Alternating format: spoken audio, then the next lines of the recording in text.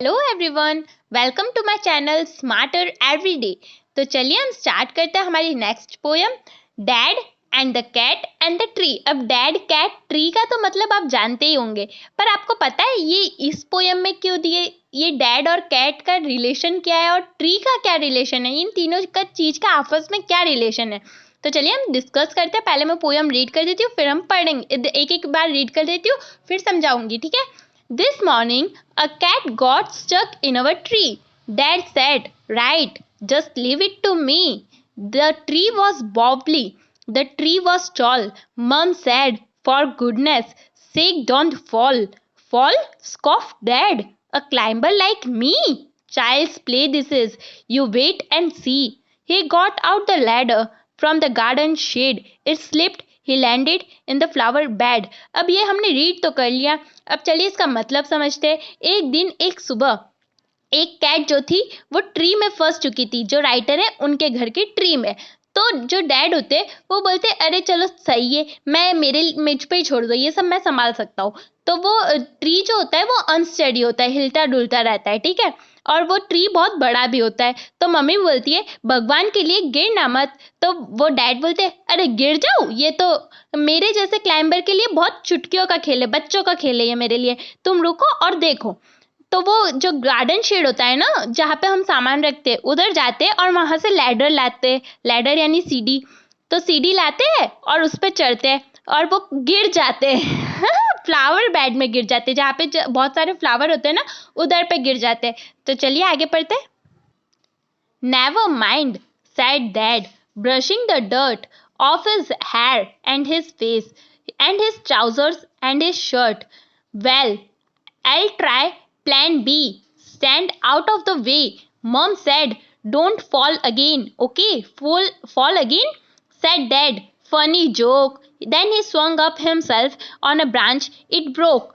Dad landed well up back on the deck. Mom said, stop it. You will break your neck. Rubbish, said Dad. Now we will try plan C. Easy as winking to a climber like me. तो चलिए हम समझते। Dad ने बोला छोड़ो, इस पे ज़्यादा गौर मत करो। और वो अपने हाथ पैर वगैरह पे से जो भी कचरा लगा था वो हटाने लग गए, बाल वगैरह मुंह वगैरह साफ करने लग गए। और उन्होंने बोला चलो ये सब छोड़ो, अब हम दूसरा प्लान ट्राई करते हैं, बी वाला, ठीक है? तो उन्होंने बोला कि चलो तुम सब दूर हटो। तो वो मम्मी अगेन बोलती है कि अब भगवान के लिए गिरना मत वापस। तो जो डैड होते हैं वो बोलते अरे वापस गिर जाओ, ये तो तुम जोक मार रही हो। अब है ना वो वापस चढ़ते हैं और अब वो है ना ब्रांच पे चढ़ जाते हैं। और ब्रांच क्या होती है, टूट जाती है। तो डैड क्या होते हैं, वो है ना बहुत हैवीली गिर जाते हैं, पीठ के बल पे गिरते हैं। मम्मी गुस्से में हो जाती है, वो बोलती है अब तुम रोको ये सब, और अब है ना अब की बार तुम गिरोगे ना तो तुम्हारी गर्दन टूट जाने वाली है। हाँ, आपको भी सुन के हंसी आई होगी। मम्मी भी रोज हमारे घर में भी ऐसे ही गुस्सा होती है ना, तो वैसे ही इधर पे भी जो मम्मी थी उसका रोल भी ऐसा ही था, वो भी गुस्सा हो गई। तो जो डैड होते वो चिल्ला देते रबिश, उनको शायद उनकी इंसल्ट फील हो जाती होगी, तो वो चिल्लाते रबिश। तो बोलते कि चलो हम प्लान सी ट्राई करते हैं। वो जैसे आग झपकाते, इतना इजी प्लान है मेरे लिए, ठीक है? तो चलिए स्टार्ट करते हैं दूसरा। Then he climbed up high on the garden wall. Guess what? He didn't fall. He gave a great leap and he landed flat in the crook of the tree trunk, right on the cat. The cat gave a yell and sprang on the ground, pleased as punch to be safe and sound. So it's smiling and smirking, smug as can be. But poor old dad still stuck up the tree. तो इसका मतलब क्या हुआ कि जब जो plan C try करा उसमें उनने ऐसी जंप मारी, पर वो गिरे नहीं। इस बार वो वॉल पे चढ़े, ठीक है?